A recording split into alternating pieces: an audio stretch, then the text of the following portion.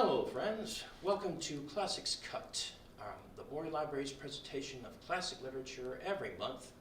This year, for classic literature, we are reading an adult story, The Fahrenheit 451 by Ray Bradbury. Along with me are my fellows, Robert Sabias and Mike Breen. and we are here to present this for you. Enjoy. 1. The Hearth and the Salamander. It was a pleasure to burn. It was a special pleasure to see things eaten, to see things blackened and changed. With the brass nozzle in his fist, with this great python spitting its venomous kerosene upon the world, the blood pounded in his head, and his hands were the hands of some amazing conductor, playing all the symphonies of blazing and burning to bring down the tatters and charcoal ruins of history. With his symbolic helmet numbered 451 on his salted head, and his eyes all orange flame with thoughts of what came next, he flicked the igniter, and the house jumped up in a gorging fire that burned the evening sky red and yellow and black. He strode into a swarm of fireflies. He wanted above all, like the old joke, to shove a marshmallow on a stick in the furnace, while the flapping pigeon-winged books died on the porch and the lawn of the house. While the books went up, the sparkling whirls and blew away on a wind turned black with burning. Montaigne's grinned and fierce grin of all men, singed and driven back by flame. He knew that when he returned to the firehouse, he might wink at himself, a minstrel man burnt corked in the mirror. Later, going to sleep, he would feel the fiery smile still gripped by his face's muscles in the dark. It never went away. That smile, it never, ever went away, as long as he remembered. He hung up his black beetle-colored helmet. He hung up his flame-proof jacket neatly. He showered luxuriously, and then, whistling, hands in his pocket, walked across the upper floor of the fire station and fell down the hole. At the last moment, when the disaster seemed positive, he pulled his hands in front of his pocket and broke his fall by grasping the golden pole. He slid to a squeaking halt, his heels 1 inch from the concrete floor downstairs. He walked out the fire station along the midnight street toward the subway where the silent air-propelled train slid soundlessly down its lubricated flue in the earth and let out with a great puff of warm air onto the cream-tiled escalator rising to the suburb. Whistling, he let the escalator waft him into the night air. He walked toward the corner, thinking little about nothing in particular. Before he reached the corner, however, he slowed, as if a wind had sprung up from nowhere, as if someone had called his name. The last few nights he had the most uncertain feeling about the sidewalk just around the corner here, moving the starlight toward his house. He had felt that a moment prior to him making the turn, someone had been there. The air seemed charged with a special calm, as if someone had waited there quietly, and only a moment before he came simply turned into a shadow and left him through. Perhaps his nose detected faint perfume. Perhaps the skin on the back of his hands, on his face, felt the temperature rise at this one spot where a person standing might raise the immediate atmosphere 10 degrees for an instant. There was no understanding it. Each time he made the turn, he saw only the white, unused, buckling sidewalk with perhaps, on one night, something vanishing swiftly across the lawn before he could focus his eyes or speak. But now tonight, he slowed almost to a stop, his inner mind reaching out to turn the corner for him. He heard the faintest whisper. Breathing? Or was the atmosphere compressed merely by someone standing very quietly, waiting? He turned the corner.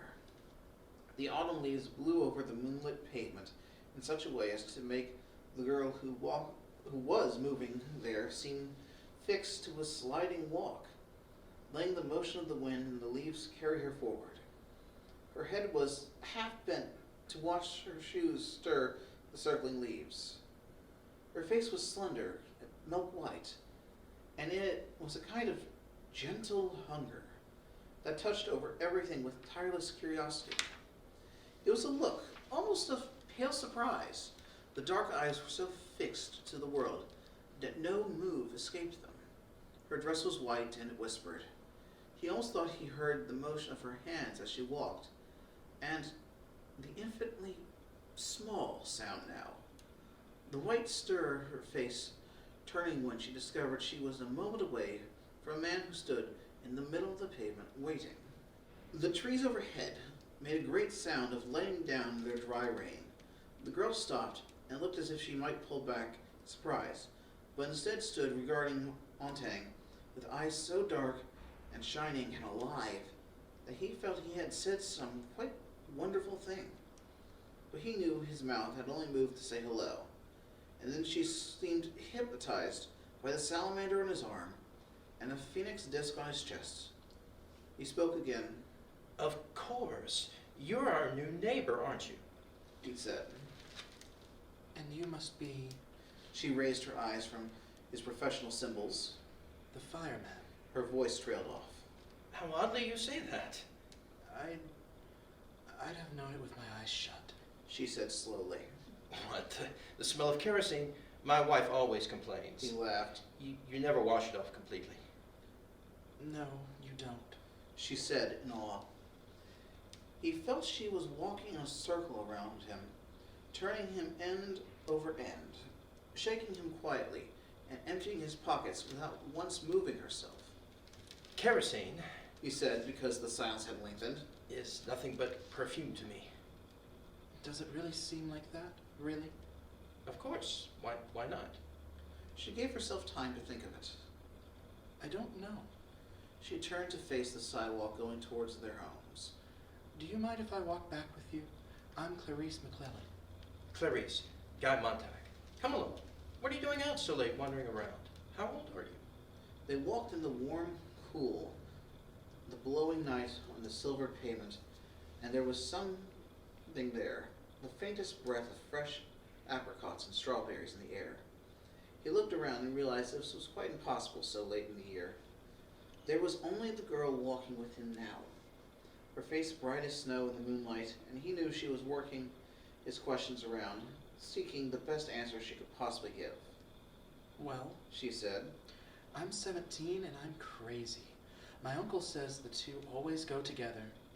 When people ask your age, he said, always say 17 and insane. Isn't this a nice time of night to walk? I like to smell things and look at things and sometimes stay up all night walking and watch the sunrise. They walked on again in silence, and finally she said thoughtfully, You know, I'm not afraid of you at all. He was surprised. Why should you be? So many people are afraid of firemen. But you're just a man after all.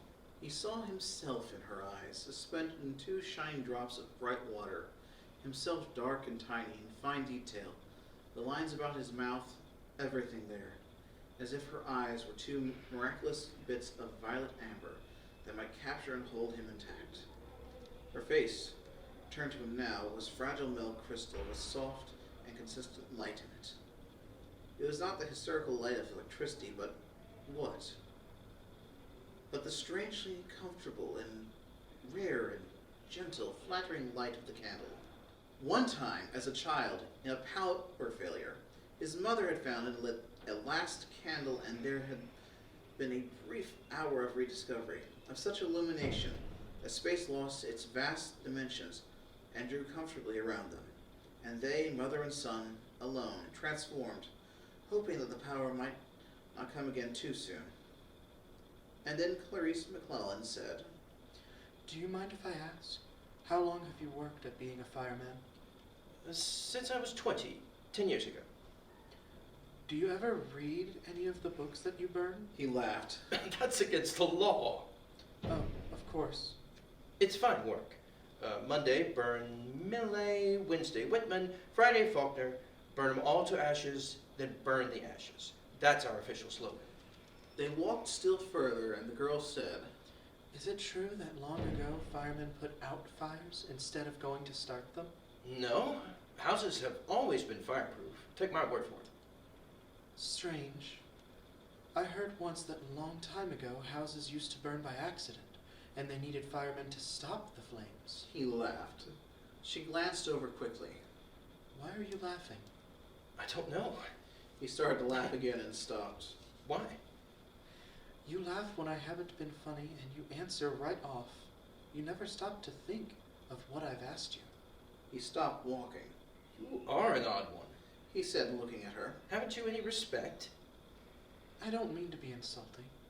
It's just, I love to watch people too much, I guess. Well, doesn't this mean anything to you?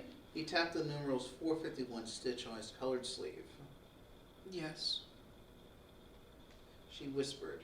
She increased her pace. Have you ever watched the jet cars racing on the boulevard down that way? You're changing the subject. I sometimes think drivers don't know what grass is or flowers because they never see them slowly. She said. If you showed a driver a green blur, oh yes, he'd say, that's grass. A pink blur? That's a rose garden. White blurs are houses. Brown blurs are cows. My uncle drove slowly on the highway once. He drove 40 miles an hour and they jailed him for 2 days. Isn't that funny? And a bit sad too? You think too many things. Said Montaigne, uneasy. I rarely watch the parlor walls or go to races or fun parks. So I've lots of time for crazy thoughts, I guess. Have you seen the 200-foot-long billboards in the country beyond town? Did you know that once billboards were only 20 feet long? But cars started rushing by so quickly they had to stretch the advertising out so it would last. I didn't know that. Montaigne laughed abruptly. But I know it's something else you don't. There's dew on the grass in the morning. He suddenly couldn't remember if he had known this or not, and it made him feel quite irritable. And if you look, She nodded at the sky. there's a man on the moon. He hadn't looked for a long time. They walked the rest of the way in silence. Hers thoughtful, his a kind of clenching, uncomfortable silence, in which he shot her accusing glances. When they reached her house, all of its lights were blazing. What's going on? Montaigne had rarely seen that many house lights. Oh, just my mother and father and uncle sitting around, talking. It's like a pedestrian, only rarer. My uncle was arrested another time, did I tell you, for being a pedestrian? Oh, we're most peculiar. But what do you talk about? She laughed at this. Good night. She started up her walk, and then she seemed to remember something and came back to look at him with wonder and curiosity. Are you happy? She said. Am I what? He cried. But she was gone, running in the moonlight. Her front door shut gently. Happy of all the nonsense. He stopped laughing. He put his hand to the glove hole of his front door and let it know his touch. The front door slid open. Of course I'm happy. What does she think? I'm not? He asked the quiet rooms. He stood up looking at the ventilator grill in the hall and suddenly remembered that something lay hidden behind the grill, something that seemed to peer down at him now. He moved his eyes quickly away. What a strange meeting on a strange night. He remembered nothing like it save one afternoon a year ago when he had met an old man in the park and they had talked. Montaigne shook his head. He looked at a blank wall. The girl's face was there, really quite beautiful in memory. Astonishing, in fact. She had a very thin face, like a dial of a small clock seen faintly in a dark room in the middle of the night when you waken to see the time and see the clock telling you the hour and the minute and the second, with a white silence and a glowing all certainty and knowing it has to tell of the night passing swiftly toward further darkness, but moving also toward a new sun. What? Asked Montaigne of the other self, the subconscious idiot that ran babbling at times, quite independent of will, habit, and conscience. He glanced back at the wall. How like a mirror to her face. Impossible. For how many people do you know that refracted your own light to you? People were more often, he searched for a simile, found one in his work, torches, blazing away until they whiffed out. How rarely did other people's faces take of you, throw back to you, your own expression, your own innermost trembling thoughts. What incredible power of identification the girl had. She was like an eager watcher of a marionette show, anticipate each flicker of an eyelid, each gesture of his hand, each flick of a finger, the moment before it began. How long had they walked together? 3 minutes? 5? Yet how large the time seemed now. How immeasurable a figure she was on the stage before him. What a shadow she threw on the wall within her slender body. He felt that if his eye itched, she might blink, and if the muscles of his jaw stretched imperceptibly, she would yawn long before he would. Why, he thought, now that I think of it, she almost seemed to be waiting for me there in the street, so damned late at night. He opened the bedroom door. It was like coming into a cold marble room of a mausoleum after the moon had set. Complete darkness. Not a hint of the silver world outside. The windows tightly shut. The chamber a tomb. A world where no sound from the great city could penetrate. The room was not empty. He listened. The little mosquito delicate dancing hum in the air. The electric murmur of a hidden wasp's snug in a special pink warm nest. The music was almost loud enough so he could follow the tune. He felt his smile slide away, melt, fold over and down on itself like a tallow skin, like the stuff of fantastic candle burning too long, and now collapsing and now burnt out. Darkness. He was not happy. He was not happy. He said the words to himself. He recognized this as the true state of affairs. He wore his happiness like a mask, and the girl had run off across the lawn with the mask, and with no way of going to knock on her door and ask for it back. Without turning on the light, he imagined how this room would look. His wife stretched out on the bed, uncovered and cold, like a body displayed on the lid of a tomb, her eyes fixed to the ceiling by invisible threads of steel, immovable, and in her ears the little seashells, the thimble radios, tampered tight, an electronic ocean of sound, of music and talk coming in on the shore of her unsleeping mind. The room was indeed empty. Every night the waves came in and bore her off to the great tides of sound, floating her wide-eyed toward morning. There had been no night in the last 2 years that Mildred had not swum that sea, had not gladly gone in for the 3rd time. The room was cold, but nonetheless he had felt he could not breathe. He did not wish to open the French windows, for he did not want the moon to come into the room. So, with the feeling of a man who will die in the next hour for lack of air, he felt his way towards his open, separate, and therefore cold bed. An instant before his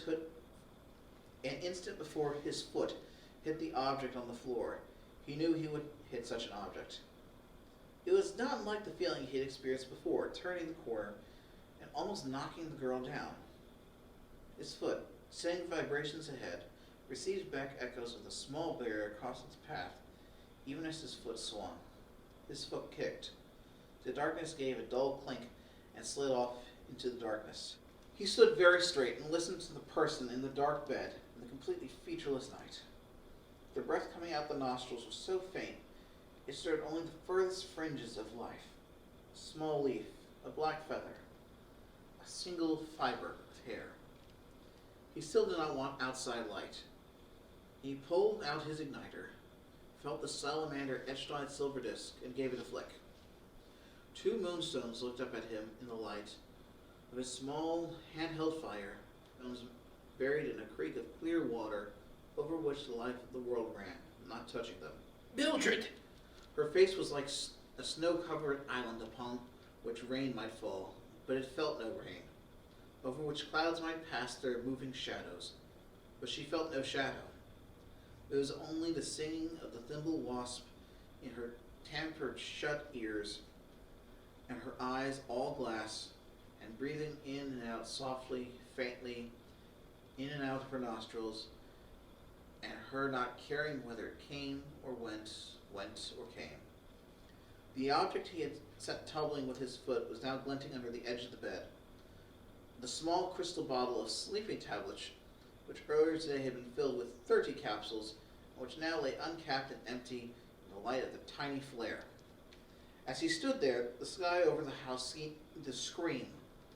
There was a tremendous ripping sound, as if two giant hands had torn 10,000 miles of black linen down the seam.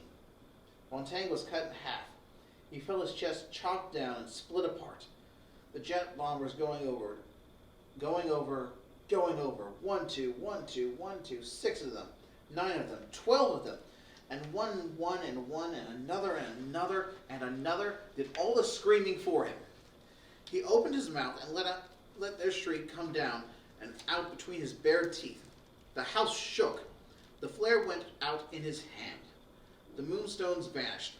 He felt his hands plunge towards the telephone. The jets were gone. He felt his lips move, brushing the mouthpiece of the phone. Emergency hospital. A terrible whisper. He felt that the stars had pulverized by the sound of the black jets, and that in the morning the earth would be covered with their dust like a strange snow. That was his idiot thought as he stood shivering in the dark, and let his lips go on moving and moving. They had a machine. They had two machines, really. One of them slid down into your stomach like a black cobra, down echoing walls, looking for all the old water and all the old time gathered there. It drank it up, and the green matter like flowed to the top of a slow boil. Did it drink of the darkness? Did it suck out all the poisons accumulated with the years? It fled in silence with the occasional sound of inner suffocation and blinding searching. It had an eye. The impersonal operator of the machine could, by wearing a special optical helmet, gaze into the soul of the person whom he was pumping out. What did the eye see? He did not say. He saw but did not see what the eye saw. The entire operation was not unlike digging of a trench in one's yard. The woman on the bed was no more than a hard stratum of marble they had reached. Go on anyway, shove the bore down, slush up the emptiness, if such a thing could be brought out and throb such a snake. The operator stood smoking a cigarette. The other machine was working too. The other machine, operated by an equally impersonal fellow in non-sustainable red-brown coveralls, the machine pumped all of the blood from the body and replaced it with fresh blood and serum. Gotta clean them out both ways, said the operator, standing over the silent woman. No use letting the stomach get in the stomach if you don't clean the blood. Give that stuff in the blood, and the blood hits the brain like a map. Bang! A couple thousand times, the brain just gives up, just quits. Stop it! Said Montaigne. I was just saying, said the operator. Are you done? They shut the machine up tight. We're done. His anger did not even touch them. They stood with the cigarette smoke curling around their noses and into the eyes without making them blink or squint. That's $50.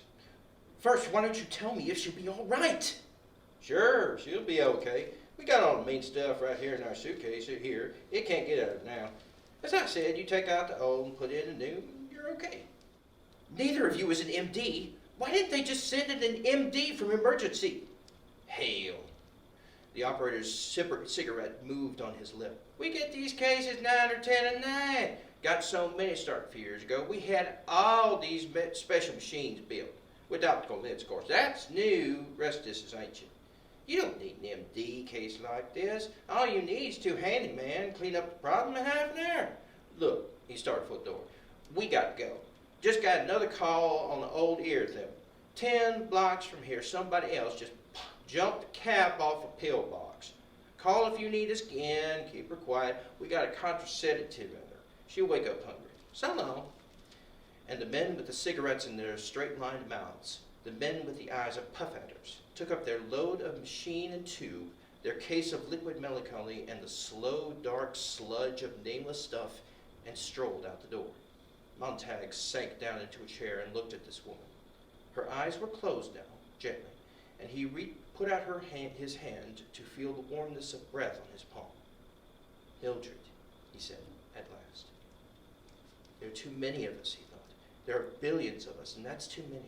Nobody knows anyone. Strangers come and violate you. Strangers come and cut your heart out. Strangers come and take your blood. Good God, who were these men? I never saw them before in my life. Half an hour passed. The bloodstream in this woman was new, and it seemed to have done a new thing to her. Her cheeks were very pink, and her lips were very fresh and full of color, and they looked soft and relaxed. Someone else's blood there. If only someone else's blood and brain and memory. If only they could have cleaned and taken her mind along to the dry cleaners and emptied the pockets and steamed and cleaned and cleansed it and reblocked it and brought it back in the morning. If only. He got up and put back the drapes and opened the windows wide to let the night air in. It was 2 o'clock in the morning. Was it only an hour ago? Clarice Macmillan in the street, and him coming in, and the dark room, and his foot kicking the little crystal bottle? Only an hour, but the world had melted down and sprung up in a new and colorless form.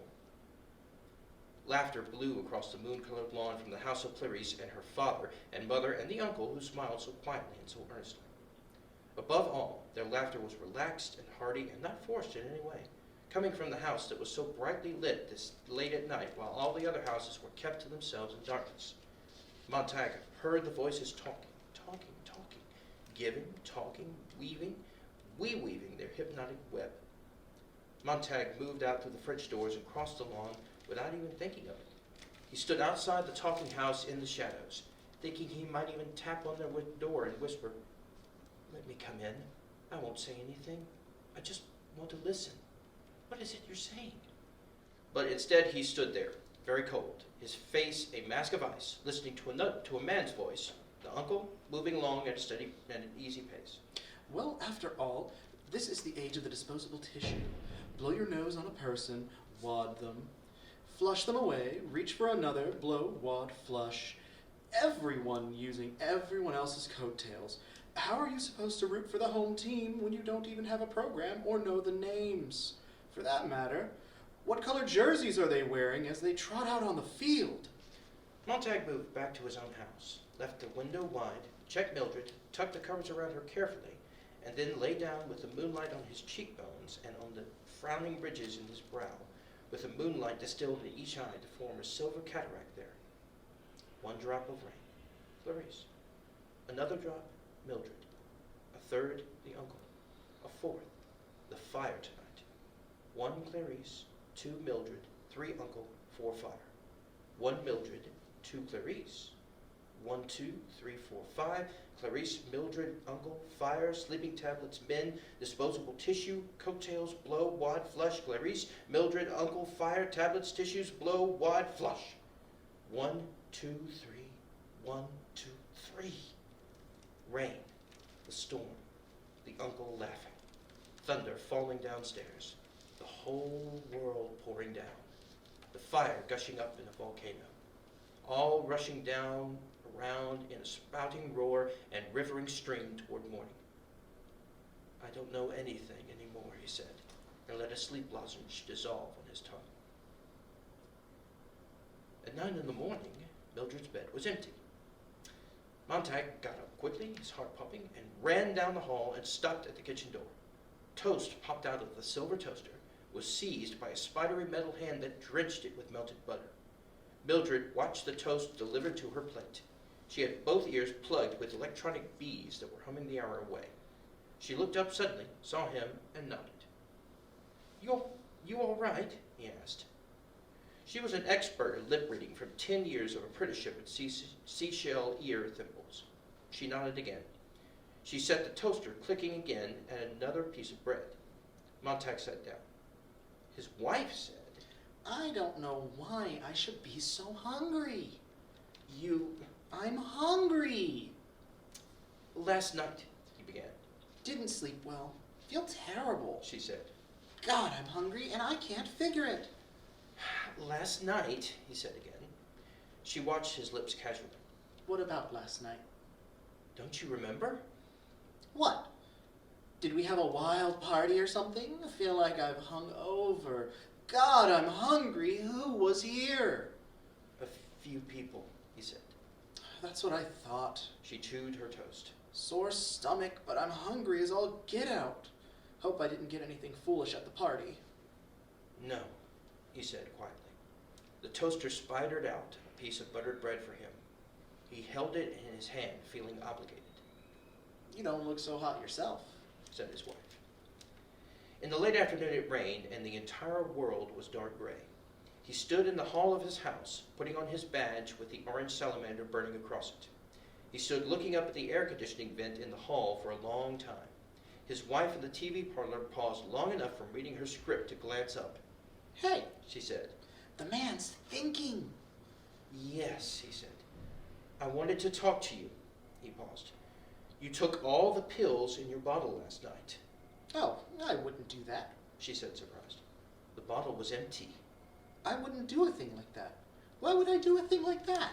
She said. Maybe you took 2 pills and forgot, and took 2 more, and forgot again, and took 2 more, and were so dopey you kept right on until you had 30 or 4 of them in you. Hey, she said. What would I go and do something silly like that for? I don't know, he said. She was quite obviously waiting for him to go. I didn't do that, she said. Never in a billion years. All right. If you say so, he said. That's what the lady said. She turned back to her script. What's on this afternoon? He asked tiredly. She didn't look up from the script again. Well, this is a play, comes on the wall-to-wall circuit in 10 minutes. They mailed me my part this morning. I sent in some box tops. They write the script with 1 part missing. It's a new idea. The homemaker, that's me, is the missing part. When it comes time for the missing lines, they all look at me out of the 3 walls and I say the lines. Here, for instance, the man says, "What do you think of the whole idea, Helen?" And he looks at me sitting here at center stage, see? And I say, I say... She paused to write her finger under a line on the script. I think that's fine. And then they go with the play until he says, "Do you agree with that, Helen?" And I say, "I sure do." Isn't that fun, guy? He stood in the hall looking at her. It's sure fun, she said. What's the play about? I just told you. There are these people named Bob and Ruth and Helen. Oh. It's real fun. It'll be even more fun when we can afford to have the 4th wall installed. How long do you figure before we can save up and get the 4th wall of the room torn out for this 4th wall TV put in? It's only $2,000. That's 1/3 of my yearly pay. It's only $2,000. She replied. And I think you'd consider me sometimes. If we had that 4th wall installed, why, it'd be just like this room wasn't ours at all, but all kinds of exotic people's rooms. We could do without a few things. We're already doing without a few things to pay for the 3rd wall. It was put in only 2 months ago, remember? Is that all it was? She sat looking at him for a long moment. Well, goodbye, dear. Goodbye, he said. He stopped and turned around. Does it have a happy ending? I haven't read that far. He walked over, read the last page, nodded, folded the script, and handed it back to her. He walked out of the house into the rain. The rain was thinning away, and the girl was walking in the center of the sidewalk with her head up and the few drops falling on her face. She smiled when she saw Montag. Hello. He said hello and then said, What are you up to now? I'm still crazy. The rain feels good, and I love to walk in it. I don't think I'd like that. You might if you tried. I never have. She licked her lips. Rain even tastes good. What do you do, go around trying everything once? Sometimes twice. She looked at something in her hand. What have you got there? He said. I guess it's the last of the dandelions this year. I didn't think I'd find one in the lawn this late. Have you ever heard of rubbing it under your chin?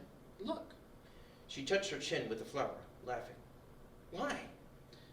If it rubs off, it means I'm in love, has it? He could hardly do anything else but look.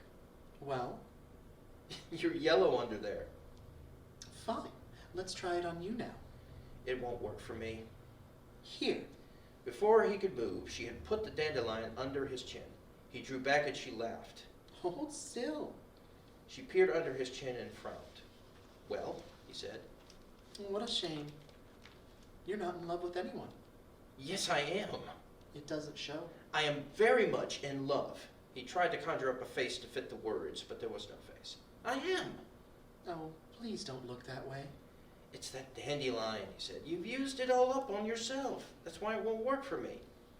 Of course, that must be it. Oh, now I've upset you. I can see that I have.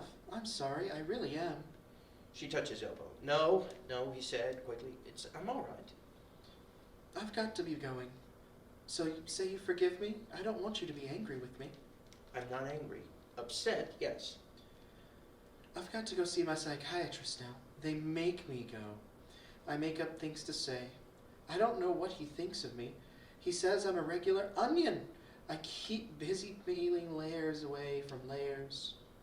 I'm inclined to believe you need the psychiatrist, Montag said. You don't mean that. He took a breath and let it out, and at last said, No, I don't mean that. The psychiatrist wants to know why I go out and hike around the forests and watch the birds and collect butterflies. I'll show you my collection someday. Good. They want to know what I do with all this time. I tell them that sometimes I just sit and I think, but I won't tell them what. I've got them running, and sometimes I tell them I like to put my head back like this and let the rain fall in my mouth, and it tastes just like wine. Have you tried it? No, You have forgiven me, haven't you? Yes. Yes, I have. God knows why. You're peculiar, you're aggravating, yet you're easy to forgive. You say you're 17? Well, next month. How odd. How strange. And my wife 30, and yet you seem so much older at times. I can't get over it. You're peculiar. You are peculiar yourself, Mr. Montag. Sometimes I even forget you're a fireman. Now, may I make you angry again? Go ahead. How did it start? How did you get into it? How did you pick your work, and how did you happen to think to take the job that you have? You're not like the others. I've seen a few, I know. When I talk, you look at me. When I said something about the moon, you looked at the moon last night. The others would never do that. The others would walk off and leave me talking or threaten me. No one has time anymore. For anyone else, you're one of the few who puts up with me. That's why I think you're so strange. You're a fireman. It just doesn't seem right for you somehow. You felt his body divide itself into a hotness and a coldness, a softness and a hardness, a trembling and a not trembling, the two halves grinding out upon the other. You'd better run on to your appointment, he said, and she ran off and left him standing there in the rain. Only after a long time did he move, and then, very slowly as he walked, he tilted his head back in the rain for just a few moments and opened his mouth. The mechanical hound slept but did not sleep, lived but did not live in its gently humming, gently vibrating, softly illuminated kennel back in a dark corner of the firehouse. The dim light of 1 in the morning, the moonlight from the open sky framed through the great window, touched here and there on the brass and the copper and the steel of the faintly trembling beast. Light flickered on bits of ruby glass and on sensitive capillary hairs in the nylon-brushed nostrils of the creature that quivered gently, gently, its 8 legs spidered under it on rubber-padded paws. Montag slid down the blast pole. He went out to look at the city, and the clouds had cleared away completely, and he lit a cigarette and came back to bend down and look at the hound. It was like a great bee come home from some field where the honey is full of poison wildness, of insanity and nightmare, its body crammed with that over-rich nectar, and now it was sleeping the evil out of itself. "Hello," whispered Montag, fascinated as always with the dead beast, the living beast. Nights when things got dull, which was every night, the men slid down the brass poles and set the ticking combinations of the olfactory system of the hound and let loose rats in the firehouse areaway, and sometimes chickens, and sometimes cats that would have to be drowned anyway, and there would be betting to see which of the cats or chickens or rats the hound would seize first. The animals were turned loose. 3 seconds later, the game was done. The rat, cat, or chicken caught halfway across the areaway, gripped in gentling paws, while a 4-inch hollow steel needle plunged down from the proboscis of the hound to inject massive jolts of morphine or procaine. The pawn was then tossed in the incinerator. A new game began. Montag stayed upstairs most nights when this went on. There had been a time 2 years ago when he had bet with the best of them, and had lost a week's salary and faced Mildred's insane anger, which showed itself in veins and blotches. But now nights he lay in his bunk, face turned to the wall, listening to the whoops of laughter below and the piano string scurry of rat feet, the violin squeaking of mice, and the great shadowing motion silence of the hound leaping out like a moth in the raw light, finding, holding its victim, inserting needle and going back to its kennel to die as if a switch had been turned. Montag touched the muzzle. The hound growled. Montag jumped back. The hound half rose in its kennel and looked at him with green-blue neon light flickering in its suddenly activated eye bulbs. It growled again, a strange, rasping combination of electric sizzle, a frying sound, scraping of metal, a turning of cogs that seemed ancient and rusty with suspicion. "No, no, boy," said Montag, his heart pounding.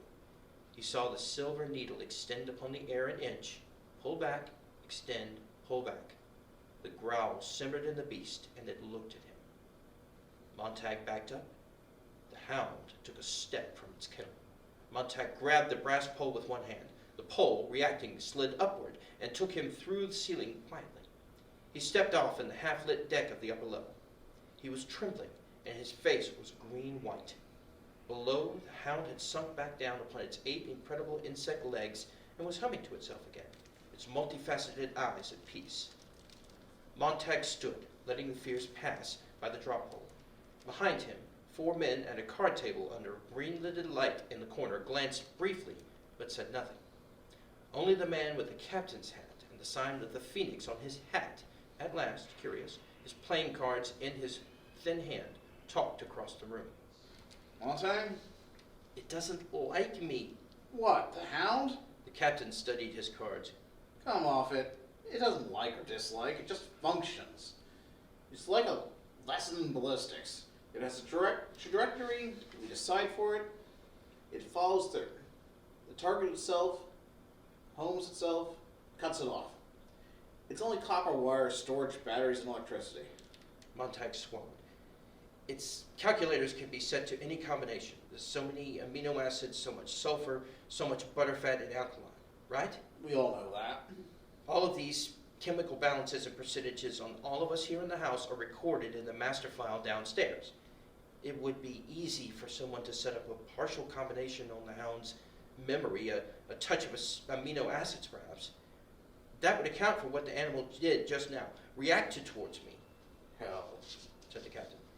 Irritated, but not completely angry. Just enough memory set up in it by someone so it would growl when I touched it. Who would do a thing like that? Asked the captain. We haven't got any enemies here, Guy. None that I know of.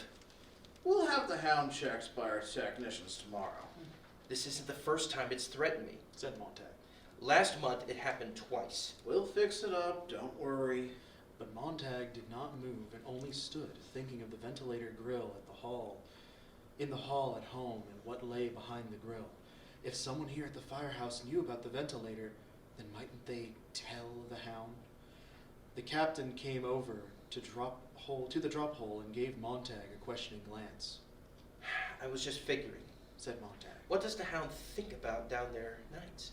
Is it coming alive on us? Really? It makes me cold. It doesn't think about anything we don't want it to think. That's sad, said Montag quietly. because all we put into it is hunting and finding and killing. What a shame if that's all it can ever know. Huh. Beatty snorted gently. Hell, it's a fine bit of craftsmanship. A good rifle can fetch its own target and guarantee a bullseye every time. That's why Said Montag. I wouldn't want to be its next victim. Why? You got a guilty conscience about something? Montag glanced up swiftly. Beatty stood there looking at him steadily with his eyes, while his mouth opened and began to laugh very softly. 1, 2, 3, 4, 5, 6, 7 days, and as many times as he came out of the house and Clarice was there somewhere in the world. Once he saw her shaking a walnut tree. Once he saw her sitting on the lawn knitting a blue sweater. 3 or 4 times he found a bouquet of late flowers on his porch, or a handful of chestnuts in a little sack, or some autumn leaves neatly pinned to a sheet of white paper and thumbtacked to his door. Every day Clarice walked him to the corner. One day it was raining, and the next it was clear, and the day after the wind blew strong, and the day after it was mild and calm. And the day after that calm day was a day like the furnace of summer, and Clarice with a face all sunburnt by late afternoon. Why is it? He said one time at the subway entrance. I feel I've known you so many years. Because I like you, she said, and I don't want anything from you, and because we know each other. You make me feel very old and very much like a father. Now you explain, she said, why you haven't had any daughters like me if you love children so much. I don't know. You're joking. I mean, He stopped and shook his head. well, my wife, she just never wanted any children at all. The girl stopped smiling. I'm sorry. I really thought you were having fun at my expense. I'm a fool, No, he said. it was a good question. It's been a long time since anyone cared enough to ask. A good question. Let's talk about something else. Have you ever smelled old leaves? Don't they smell like cinnamon? Here, smell. Why, yes, it is like cinnamon in a way. She looked at him with clear, dark eyes. You always seem shocked. It's just I haven't had time. Did you look at the stretched out billboards like I told you? I think so. Yes. He had to laugh. Your laugh sounds so much nicer than it did. Does it? Much more relaxed. He felt at ease and comfortable. Why aren't you in school? I see you every day wandering around. Oh, they don't miss me, she said.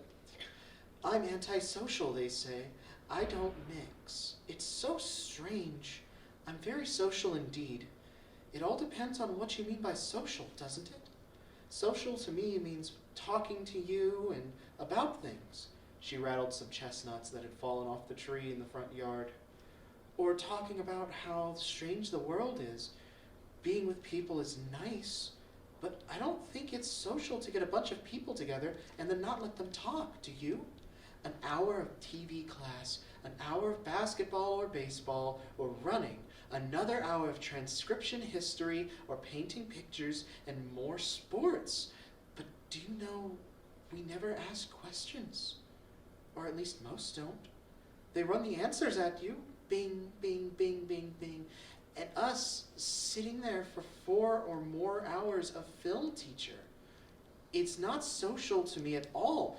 It's a lot of funnels and a lot of water poured down the spout and out the bottom, and them telling us it's wine when it's not.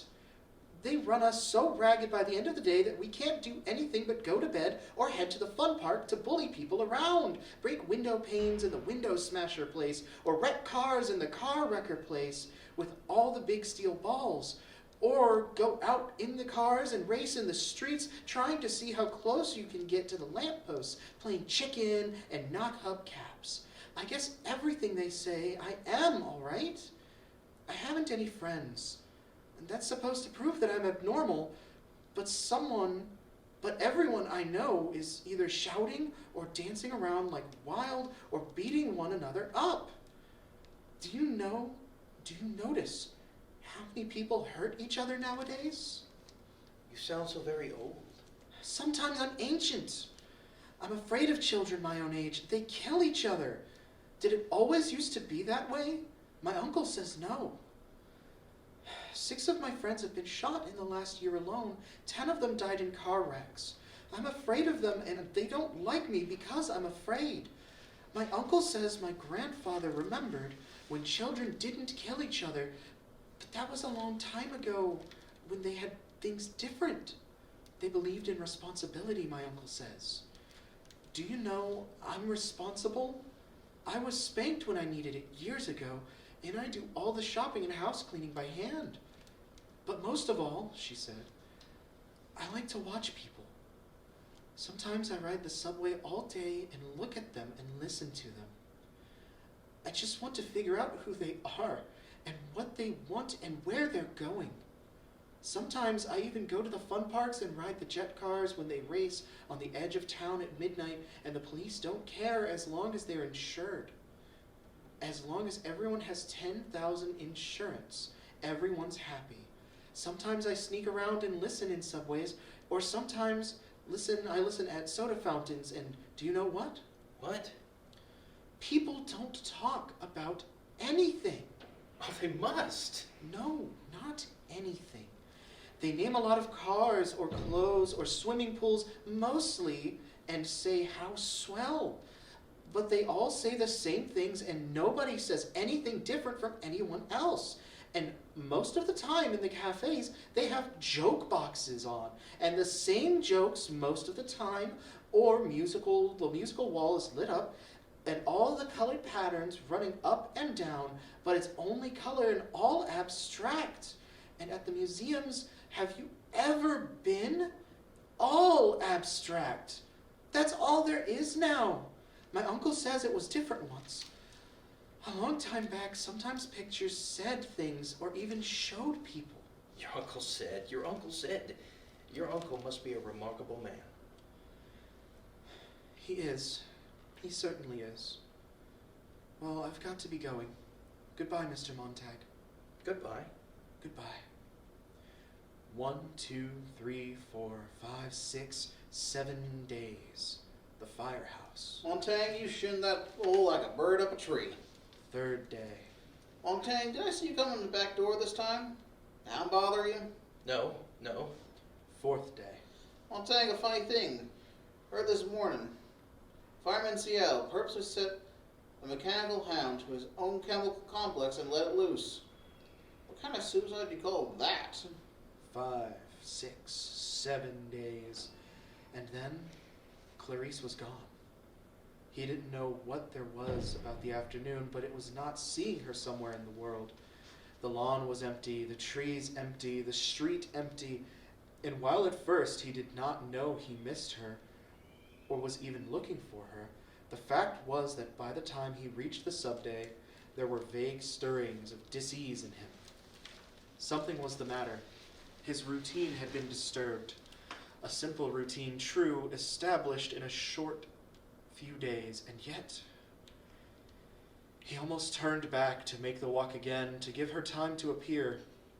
He was certain if he tried the same route, everything would work out just fine. But it was late, and the arrival of his train put a stop to his plan. The flutter of cards, the motion of hands, of eyelids, the drone of the time voice in the firehouse ceiling. 1:35 Thursday morning, November 4th. 1:36, 1:37 a.m. The tick of the playing cards on the greasy tabletop, all the sounds came to Montag behind his closed eyes, behind the barrier he had momentarily erected. He could feel the firehouse full of glitter and shine and silence, of brass bars, the colors of coins, of gold, of silver. The unseen men across the table were sighing on their cards, waiting. 1:45. The voice clock mourned out the cold hour of the cold morning of a still colder year. What's wrong, Montag? Montag opened his eyes. A radio hummed somewhere. The war may be declared any hour. This country stands ready to defend its... The firehouse trembled as a great flight of jet planes whistled a single note across the black morning sky. Montag blinked. Beatty was looking at him as if he were a museum statue. At any moment, Beatty might rise and walk about him, touching, exploring his guilt and self-consciousness. Guilt? What guilt was that? Your play, Montag. Montag looked at these men whose faces were sunburnt by 1,000 real and 10,000 imaginary fires, whose work flushed their cheeks and fevered their eyes. These men who looked steadily into their platinum igniter flames as they lit their eternally burning black pipes. They and their cold charcoal hair and soot-covered brows and bluish ash-smeared cheeks, they had shaven close, but their heritage showed. Montag started up his mouth. His mouth opened. Had he ever seen a fireman that didn't have black hair, black brows, a fiery face, and a blue steel shaved but unshaved look? These men were all mirror images of himself. Were all firemen picked for their looks as well as their proclivities? The color of cinders and ash about them, and the continual smell of burning from their pipes. Captain Beatty there, rising in thunderheads of tobacco smoke. Beatty, opening a fresh tobacco packet, crumpling the cellophane into a sound of fire. Montag looked at the cards in his own hands. I've been thinking about the fire last week, about the man whose library we fixed. What happened to him? They took him off screaming to the asylum. He wasn't insane. Beatty arranged his cards quietly. Any man that's insane who thinks he can fool the government and us. I've tried to imagine, Said Montag. just how it would feel. I mean, to have firemen burn our houses and our books. We haven't got any books. But if we did have some? You got some? Beatty blinked slowly. No. Montag gazed beyond them to the wall with the typed lists of 1,000,000 forbidden books. Their names leapt in fire, burning down the years under his axe and his hose, which sprayed not water but kerosene. No. But in his mind, a cool wind started up and blew out the ventilator grill at home, softly, chilling his face.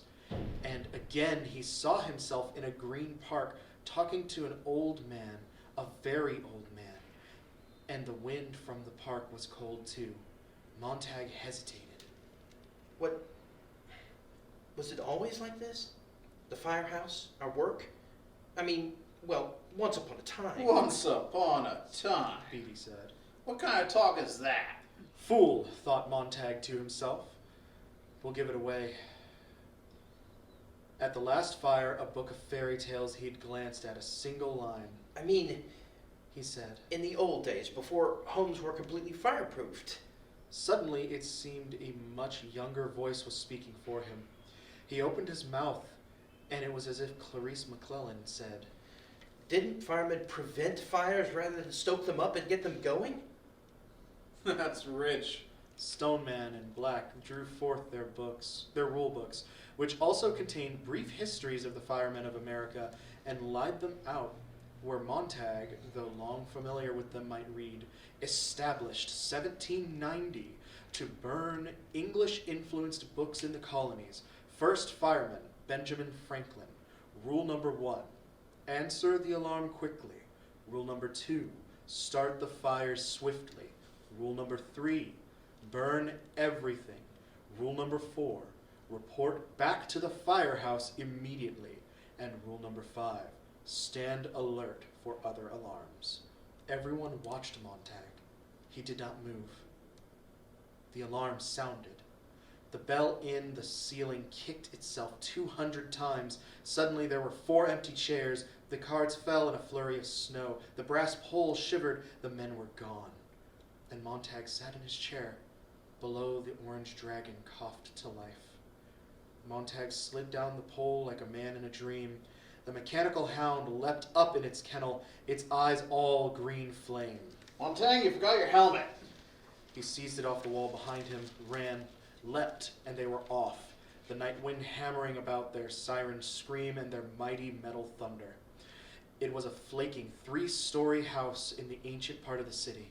A century old if it was a day, but like all houses, it had been given a thin, fireproof plastic sheen many years ago, and this preventative shell seemed to be the only thing holding in the sky.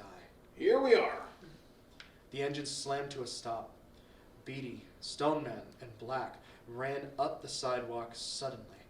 Suddenly odious and fat in their plump, fireproof slickers. Montag followed. They crashed the front door down and grabbed at a woman, though she was not running. She was not trying to escape. She was only standing, weaving from side to side, her eyes fixed upon nothingness in the wall. I'll do it. As if they had struck her a terrible blow to the head. Her tongue was moving in her mouth, and her eyes seemed to be trying to remember something, and then they remembered, and her tongue moved again. Play the man, Master Ridley. We shall this day light such a candle, by God's grace, in England, as I trust shall never be put out. Enough of that. Said Beatty. Where are they? He slapped her face with an amazing objectivity and repeated the question. The old woman's eyes came to focus upon Beatty. You know where they are, or you wouldn't be here. She said. Stoneman held out the telephone alarm card and with the complaint signed in telephone duplicate on the back. Have reason to suspect attic, 11 number Elm City, EB. That would be Mrs. Blake, my neighbor, said the woman, reading the initials. All right, men. Let's get them. Next thing, they were up in the musty blackness, swinging silver hatchets at doors that were, after all, unlocked, tumbled through like boys all rollick and shout. Hey! A fountain of books sprang down upon Montag as he climbed, shuddering up the sheer stairwell. How inconvenient! Always before it had been like snuffing a candle. The police went first and adhesive taped the victim's mouth and bandaged him off into their glittering beetle cars, so when you arrived you found an empty home. You weren't hurting anyone, you were hurting only things. And since things really couldn't be hurt, since things felt nothing, and things don't scream or whimper as this woman might begin to scream or cry out, there was nothing to tease your conscience later. You were simply cleaning up. Janitorial work, essentially. Everything to its proper place. Quick with kerosene, who's got a match? But now, tonight, someone had slipped. This woman was spoiling the ritual. The men were making too much noise, laughing, joking to cover her terrible, accusing silence below. She made the empty rooms roar with accusations and shake down a fine dust of guilt that was sucked into their nostrils as they plunged about. It was neither cricket nor correct. Montag felt an immense irritation. She couldn't be here, on top of everything. Books bombarded his shoulders, his arms, his upturned face. A book lit almost obediently like a white pigeon in his hands, wings fluttering. In the dim, wavering light, a page hung open, and it was like a snowy feather, the words delicately painted thereon. In all the rush and fervor, Montag had only an instant to read a line, but it was blazed in his mind for the next minute, as if stamped there with fiery steel. Time has fallen asleep in the afternoon sunshine. He dropped the book immediately. Another fell into his arms. Montag, up here. Montag's hand closed like a mouth, crushed the book with wild devotion, with an insanity of mindlessness to his chest. The men above were hurling shovelfuls of magazines into the dusty air. They fell like slaughtered birds, and the woman stood below like a small girl among the bodies. Montag had nothing. His hand had done it all, his hand with a brain of its own, with a consciousness and a curiosity in which trembling finger had turned thief. Now it plunged the book under his arm, pressed it tight to his sweating armpit, rushed out empty with a magician's flourish. Look here, innocent, look. He gazed, shaken, at the white hand. He held it way out, as if he were farsighted. He held it close, as if he were blind. Montag. He jerked about.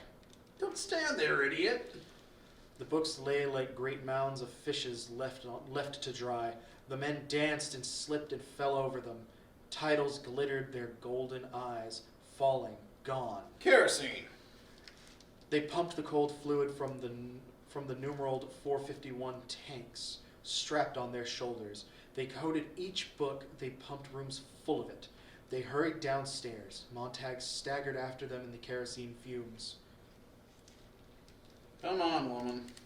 The woman knelt among the books, touching the drenched leather and cardboard, reading the gilt tiles with her fingers, while her eyes accused Montag. You can't ever have my books, She said. You know the law. Said Beatty. Where's your common sense? None of these books agree with each other.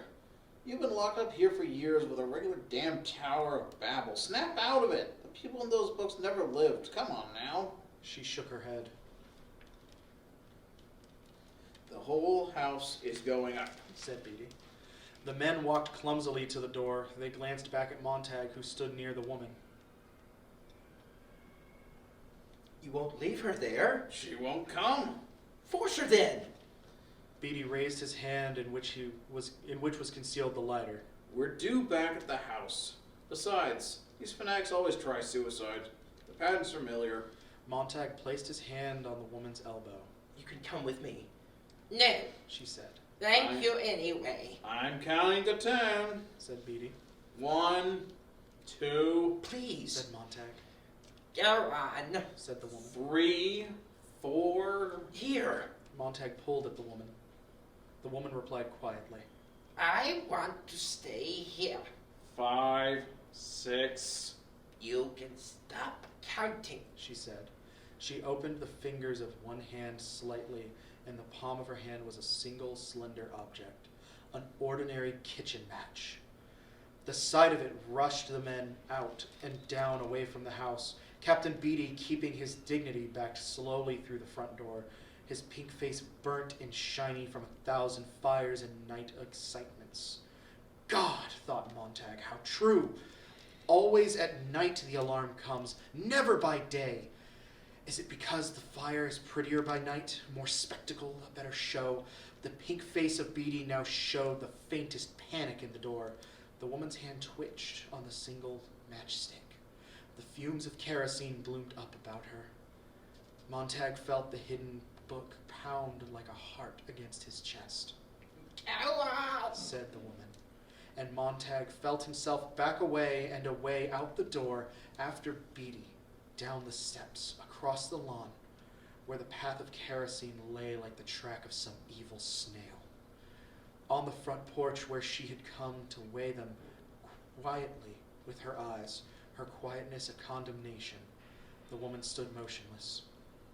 Beatty flicked his fingers to spark the kerosene, but he was too late. Montag gasped. The woman on the porch reached out with contempt to all of them and struck the kitchen match against the railing. People ran out of houses all down the street. They said nothing on their way back to the firehouse. Nobody looked at anyone else. Montaigne sat there in the front seat with Beatty and Black. Did not even smoke their pipes. They sat there looking in the front of the great salamander. They had turned a corner and went on silently. Master Ridley. What? She said, Master Ridley. She said some crazy thing where we came in the door. Play the man, she said. Master Ridley. Something. We shall this day light such a candle by God's grace in England as I trust shall never be put out. Said Beatty. Stoneman glanced over at the captain, as did Montag, startled. Beatty rubbed his chin. A man named Latimer said that to a man named Nicholas Ridley as they were being burnt alive at Oxford for heresy on October 16th, 1555. Montag and Stoneman went back to looking at the street as it moved under the engine wheels. I'm full of bits and pieces. Said Beatty. Most fire captains have to be. Sometimes I surprise myself. Watch it, Stoneman! Stoneman braked the truck. Damn! Said Beatty. You've gone right by the corner where we turned to the firehouse. Who is it? Who would it be? Said Montag, leaning back against the closed door in the dark. His wife said at last, Well, put on the light. I don't want the light. Well, then come to bed. He heard her roll impatiently. The bed springs squealed. Are you drunk? She said. So it was the hand that started it all. He felt one hand and then the other work his coat free and let it slump to the floor.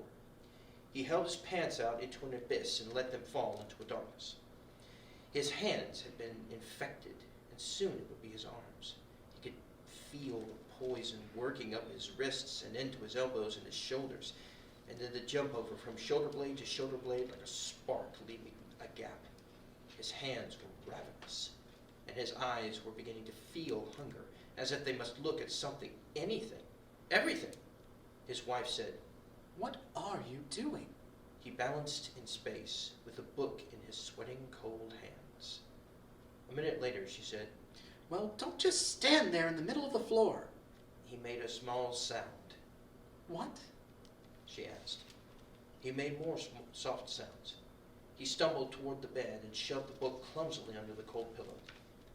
He fell into bed and his wife cried out, startled. He lay far across the room from her, on a winter island separated by an empty sea. She talked to him for what seemed a long while, and she talked about this and she talked about that, and it was only words, like the words he had heard once in a nursery at a friend's house, a 2-year-old child building word patterns, talking jargon, making pretty sounds in the air. But Montag said nothing, and after a long while, when he only made the small sounds, he felt her move in the room and come to his bed and stand over him and put her hand down to feel his cheek. He knew that when she pulled her hand away from his face, it was wet. Late in the night, he looked over at Mildred. She was awake. There was a tiny dance of melody in the air. Her seashell was tamped in her ear again, and she was listening to far people in far places, her eyes wide and staring at the fathoms of blackness above her in the ceiling. Wasn't there an old joke about the wife who talked so much on the telephone that her desperate husband ran out to the nearest store, and telephoned her to ask what was for dinner?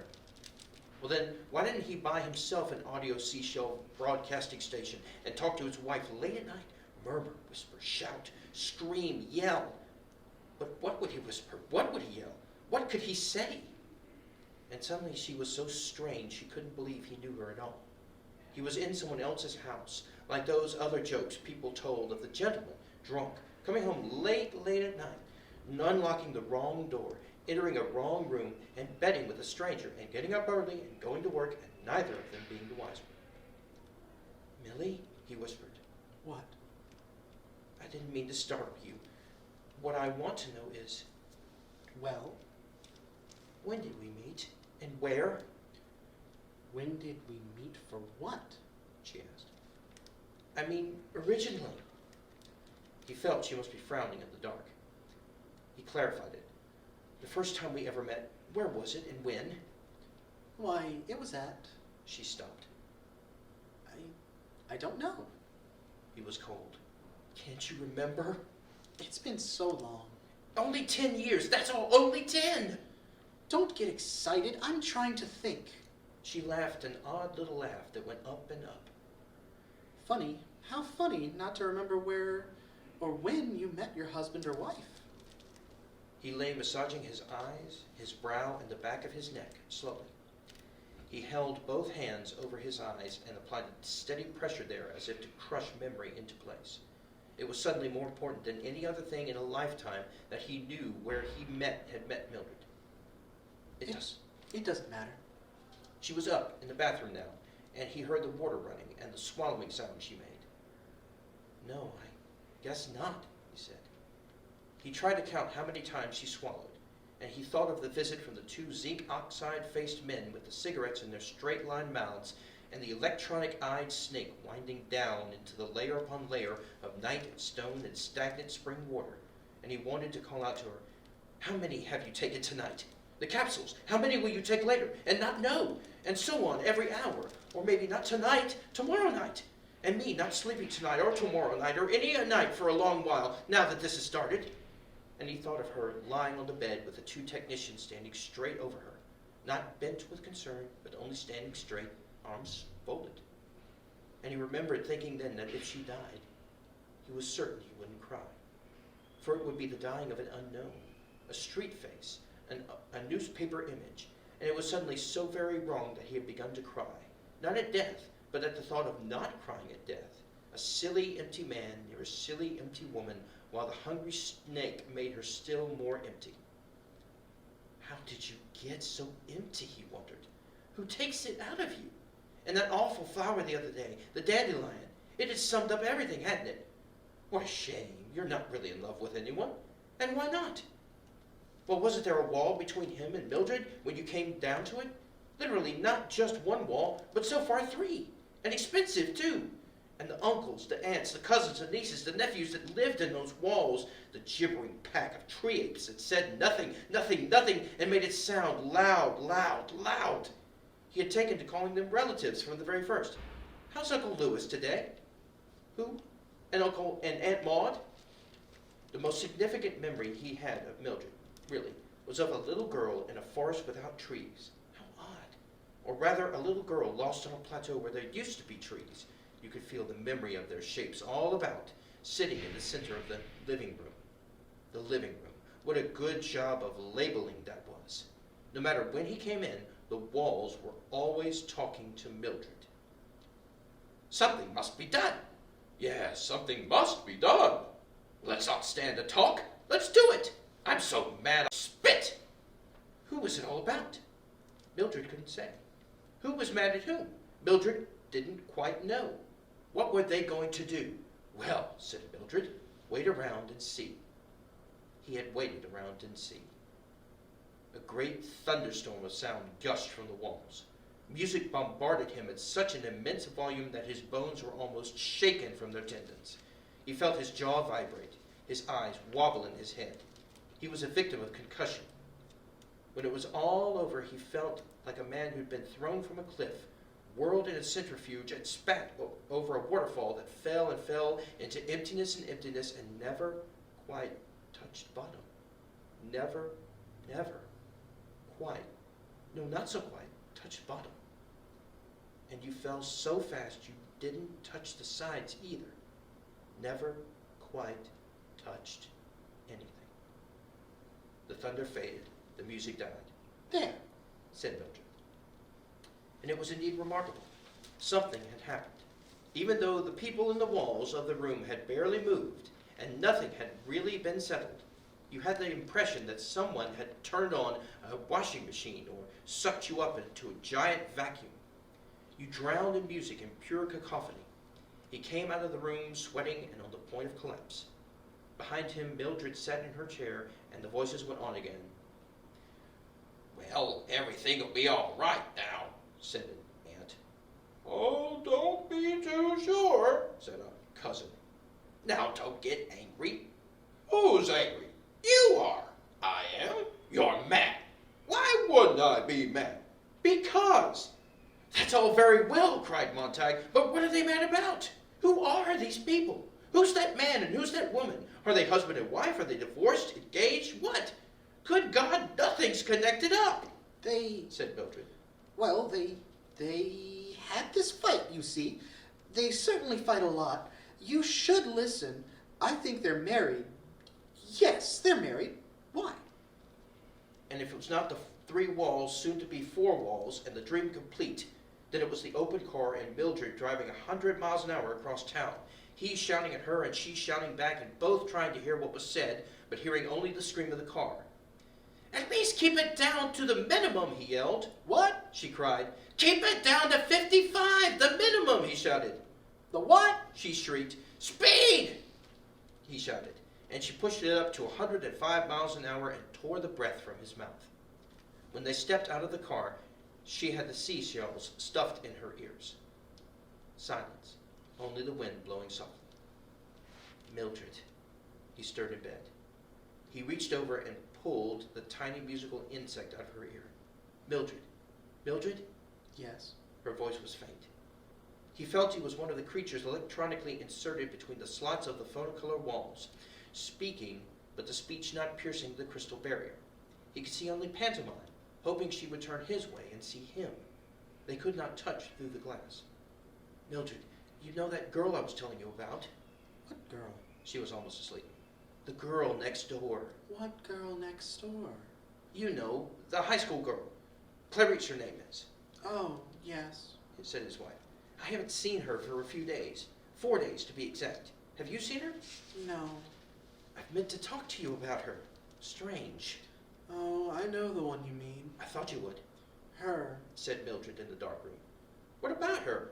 Asked I Mildred. meant to tell you. I forgot. Tell me now, what is it? I think she's gone. Gone? Whole family moved out somewhere. But she's gone for good.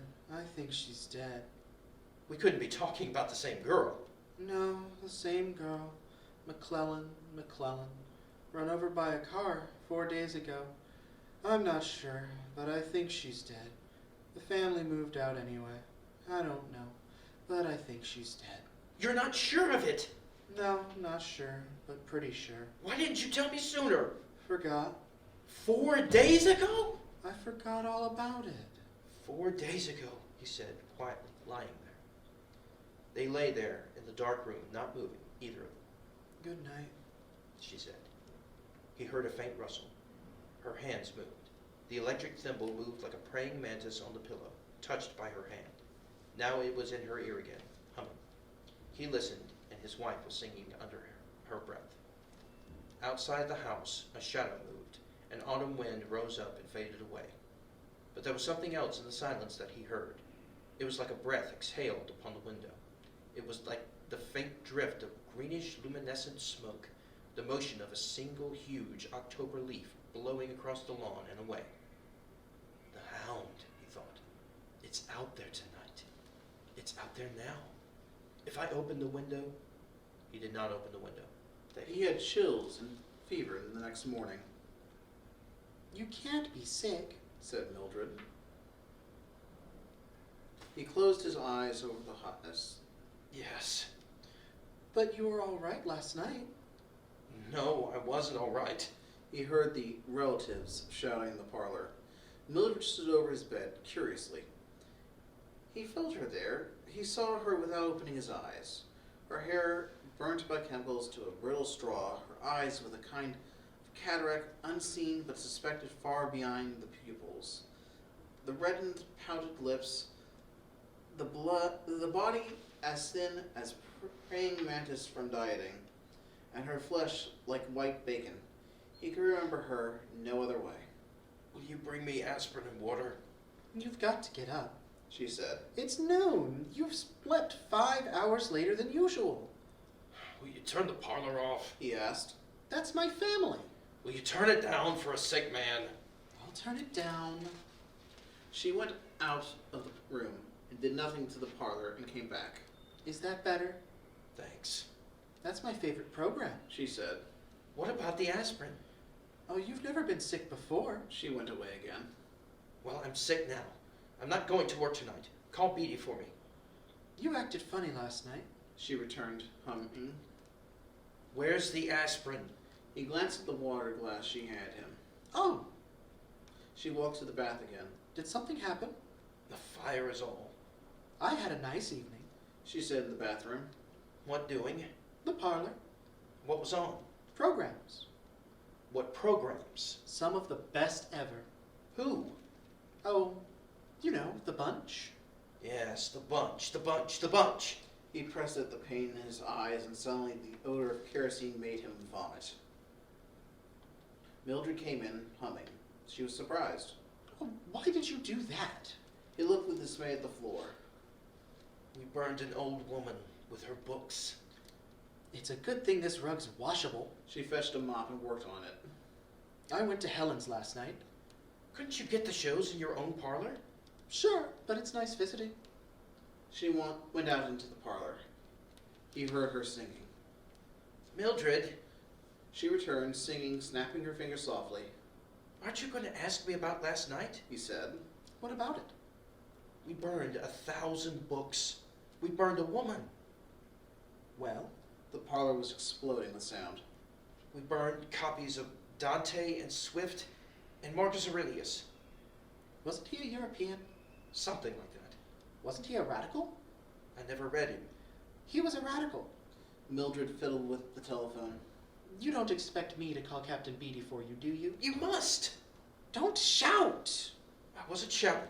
He was up in bed, suddenly, enraged and flushed, shaking. The parlor roared in the hot air. I can't call him. I can't tell him I'm sick. Why? Because you're afraid, he thought. A child feigning illness, afraid to call because after a moment's discussion, the conversation would run so. Yes, Captain. I feel better already. I'll be in at 10 o'clock tonight. You're not sick. Said Mildred. Montaigne fell back in his bed. He reached under his pillow. The hidden book was still there. Mildred, how would it be if, well, maybe I quit my job a while? You want to give up everything? After all these years of working because of one night and some woman and her books? You should have seen her, Millie. She's nothing to me. She shouldn't have had those books. It was her responsibility and she should have thought of it. I hate her. She's got you going and next thing you know, we'll be out with no house and no job, nothing. You weren't there. You didn't see. He said. There must be something in books, things we can't imagine, to make a woman stay in a burning house. There must be something there. You don't stay for nothing. She was simple-minded. She was as rational as you and I, more so perhaps, and we burned her. That's water under the bridge. No, not water. Fire. You ever seen a burned house? It smolders for days. Well, this fire will last me the rest of my life. God, I've been trying to put it out in my mind all night. I'm crazy with trying. You should have thought of that before becoming a fireman. Thought? He said. Was I given a choice? My grandfather and father were firemen. In my sleep, I ran after them. The parlor was playing a dance tune. This is the day you go on the early shift. She said Mildred. You should have gone 2 hours ago. I just noticed. It's not just the woman that died. Said Montaigne. Last night I thought about all that kerosene I've used in the past 10 years. And I've thought about books. And for the first time I realized that a man was behind each one of those books. A man had to think them up. A man had to take a long time to put them down on paper. And I never even thought that thought before. He got out of bed. It took some man a lifetime maybe to put some of his thoughts down, looking around at the world and life, and then I come along in 2 minutes and boom, it's all over. Let me alone. Said Mildred. I didn't do anything. Let you alone? That's all very well, but how can I leave myself alone? We need not to be let alone. We need to be really bothered once in a while. How long is it since you were really bothered about something important, about something real? And then he shut up. For he remembered it last week, and 2 white stones staring up at the ceiling, and the pump snake with the probing eye, and the 2 soap-faced men with the cigarettes moving in their mouths when they talked. But that was another Mildred. That was a Mildred so deep inside this one, so bothered, really bothered, that the 2 women had never met. He turned away. Mildred said, Well, now you've done it. Out the front of the house. Look who's here. I don't care. There's a Phoenix car that just drove up, and a man in a black shirt with an orange snake stitched on his arm coming up the front walk. Captain Beatty? he said. Captain Beatty. Montaigne did not move, but stood looking into the cold whiteness of the wall immediately before him. Go let him in, will you? Tell him I'm sick. Tell him yourself. She ran a few steps this way, a few steps that, and stopped, eyes wide, when the front door speaker called her name, softly, softly, Mrs. Montaigne, Mrs. Montaigne. Someone's here, Mrs. Montaigne, someone's here, fading. Montaigne made sure the book was well hidden behind the pillow, climbed slowly back into bed, arranged the covers over his knees and across his chest, half sitting, and after a while Mildred moved and went out of the room, and Captain B strolled in, his hands in his pockets. Shut the relatives up, said Beatty, looking around at everything except Montaigne and his wife. This time Mildred ran. The yammering voices stopped yelling in the parlor. Captain Beatty sat down in the most comfortable chair with a peaceful look on his ruddy face. He took time to prepare and light his brass pipe and puff out a great smoke cloud. Just thought I'd come by and see how the sick man is. How'd you guess? Beatty smiled his smile, which showed the candy pinkness of his gums and the tiny candy whiteness of his teeth. I've seen it all. You're going to call for the night off, right? Montaigne sat in bed. Well, said Beatty, take the night off. He examined his internal matchbox, the lid on which said guaranteed 1,000,000 lights in this igniter, and began to strike the chemical match abstractly. Blow it out, strike, blow it out, strike. Speak a few words, blow it out. He looked at the flame. He blew, he looked at the smoke. When will you be well? Tomorrow. The next day, maybe. First of the week. Beatty puffed his pipe. Every fireman, sooner or later, hits this. They only need understanding. To know how the wheels run. Need to know the history of our profession. They don't feed it to the rookies like they used to. Damn shame.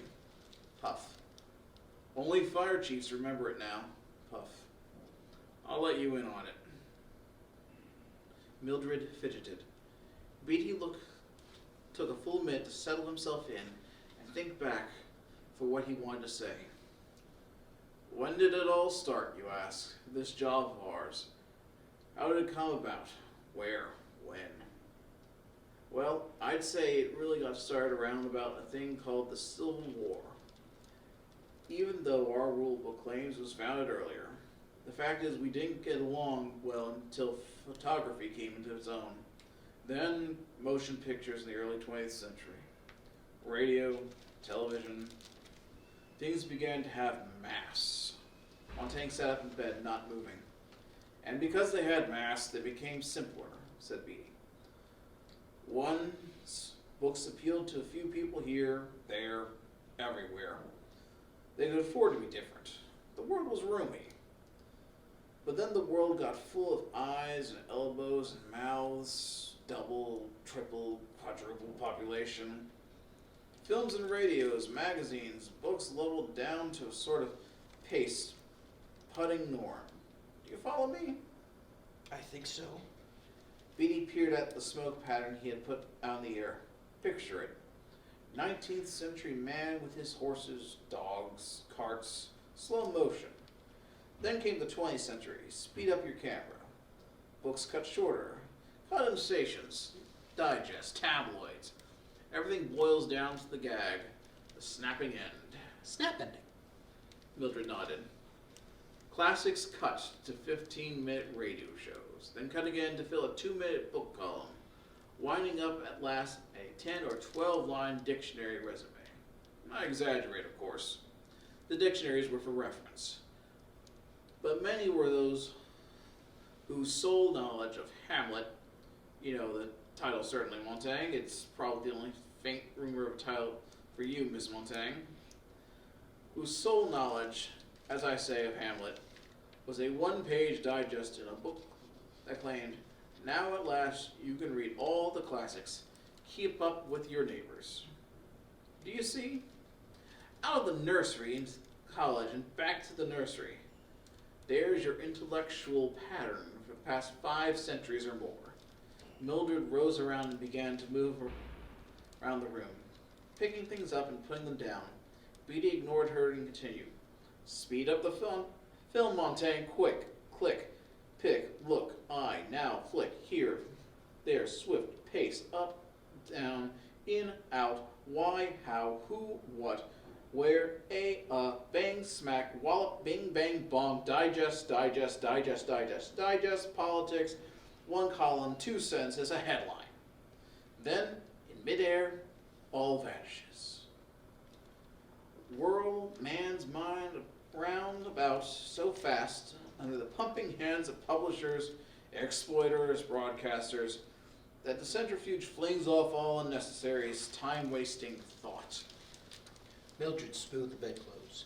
Montag felt his heart jump and jump again as he patted his pillow. Right now she was pulling at his shoulder to try to get him to move so she could take the pillow out and fix it nicely and put it back.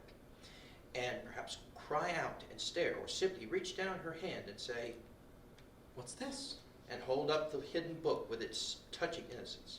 School is shortened, discipline relaxed, philosophies, histories, languages dropped, English and spelling gradually neglected, finally, almost completely ignored. Life is immediate. The job counts. The pleasure lies all about after the work. Why learn anything save pressing buttons, pulling switches, fitting nuts and bolts? Let me fix your pillow. Said Mildred, whispered Montaigne. The zipper distances the button, and a man lacks just that much time to think while dressing at dawn. A philosophical hour, and thus a melancholy hour. Mildred said, Here. Get away! said Montaigne. Life becomes one big pratfall, Montaigne. Everything bang, boff, and wow, Wow. said Mildred, yanking at the pillow. For God's sake, let me be! Cried Montaigne passionately. Beatty opened his eyes wide. Mildred's hand had froze behind the pillow. Her fingers were tracing the book's outline. As the shape became familiar, her face looked surprised and then stunned. Her mouth opened to ask a question.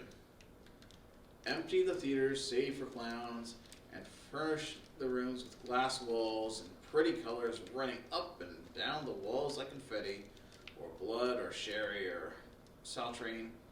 You like baseball, don't you, Montaigne? Baseball's a fine game. Now Beatty was almost invisible, a voice somewhere behind the screen of smoke. What's this? Said Mildred, almost with delight. Montaigne's heavy heaved back against her arms. What's this here? Sit down! Shouted Montaigne. She jumped away, her hands empty. We're talking!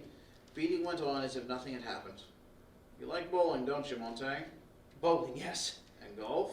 Golf is a fine game. Basketball? A fine game. Billiards? Pool? Football? All fine games, all of them. More sports for everyone. Group spirit, fun, and you don't have to think, eh? Organize and super organized, super sports. More cartoons and books, more pictures. The mind drinks less and less. Impatience. Highways full of crowds going somewhere, nowhere. The gasoline refugee. Towns turn into motels. People, nomadic surges from place to place, following the moon tides. Living tonight in the room where you slept this noon, and I the night before.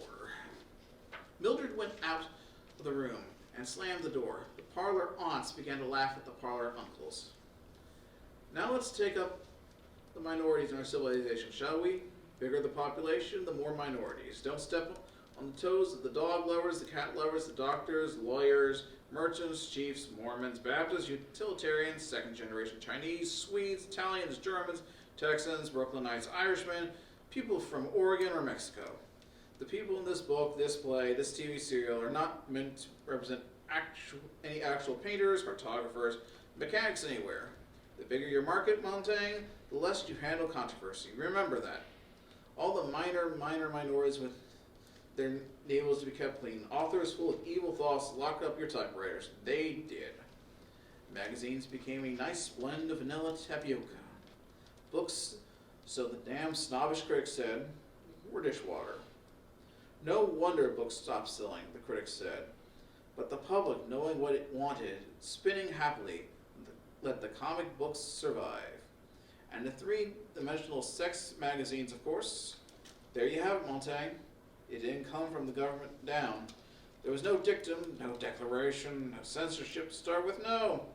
Technology, mass exploitation, and minority pressures carried the trick. Thank God. Today, thanks to them, you can stay happy all the time. You're allowed to read the comics, the good old confessions, or the trade journals. Yes, but what about the firemen then? Said Beatty, leaning forward in the faint mist of smoke from his pipe. What more easily explained and natural, with schools turning out more runners, jumpers, racers, tinkerers, grabbers, snatchers, flyers, and swimmers instead of examiners, critics, knowers, and unimaginable creators, the word intellectual, of course, became the swear word it deserved to be. You always dread the unfamiliar. Surely you remember the boy in your own school class who was exceptionally bright, did most of the reciting and answering, while the others sat like so many leaden idols, hating him. And wasn't it this bright boy you selected for beatings and tortures after hours? Of course it was. We must all be alike. Not everyone's born free and equal, as the Constitution says, but everyone's made equal. Each man the imagined of every other, so then all are happy, for there are no mountains to make them cower, to judge themselves against. So, a book is a loaded gun in a house next door. Burn it. Take the shot from the weapon. Breach man's mind. Who knows who might be the target of the well-read man? Me? I won't stomach them for a minute. And so when the houses were finally fireproofed completely all over the world, you were correct in your assumption the other night, by the way, there was no longer need of firemen for the old purpose. They were given the new job as custodians of our peace of mind, the focus of our understandable and rightful dread of being inferior, official censors, judges, and executors. That's you, Montaigne. That's me. The door to the parlor opened, and Mildred stood there looking in at them, looking at Beatty and then at Montag. Behind her, the walls of the room were flooded with green and yellow and orange fireworks, sizzling and bursting to some music composed almost completely of trapped drums, tom-toms, and cymbals. Her mouth moved, and she was saying something, but the sound covered it. Beatty knocked his pipe into the palm of his pink hand, studied the ashes as if they were a symbol to be diagnosed, and searched for meaning. You must understand that our civilization is so vast, we couldn't have our minorities upset and stirred. Ask yourself, what do we want in a country above all? People want to be happy, isn't that right? Haven't you heard it all your life? I want to be happy, people say. Well, aren't they? Don't we keep them moving? Don't we give them fun? That's all life's for, isn't it? For pleasure, for titillation. And you must admit, our culture provides plenty of these. Yes. Montag could read what Mildred was saying in the doorway. He tried not to look at her mouth because Beatty might turn and read what was there too. Colored people don't like Little Black Sambo. Burn it. White people don't feel good about Uncle Tom's cabin. Burn it. Someone's written a book on tobacco and cancer of the lungs, the cigarette people weeping. Burn the book. Sincerity, Montaigne. Peace, Montaigne. Take your fight outside. Better yet, into the incinerator. Funerals are unhappy and pagan. Eliminate them too. 5 minutes after a person is dead, he's on his way to the big flu. The incinerator is serviced by helicopters all over the country. 10 minutes after a man's death, a speck of black dust is left. Let's not quibble over individuals with memoriams. Forget them. Burn them all. Burn everything. Fire is bright, fire is clean. The fireworks died in the parlor behind Mildred. She had stopped talking at the same time. A miraculous coincidence. Montag held his breath. There was a girl next door. He said slowly. She's gone now, I think. Dead. I can't even remember her face. But she was different. How did she happen? Beatty smiled. Here or there? That's bound to occur. Clarice McClellan? We've got a record on her family. We watched them carefully. Heredity and environment are a funny thing. You can't get rid of yourselves of all old odd ducks just a few years.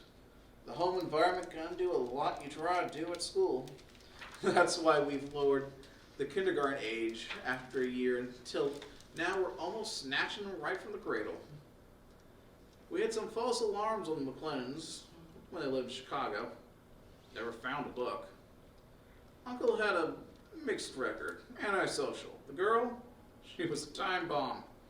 The family had been feeding her subconscious, I'm sure, from what I saw of her school record.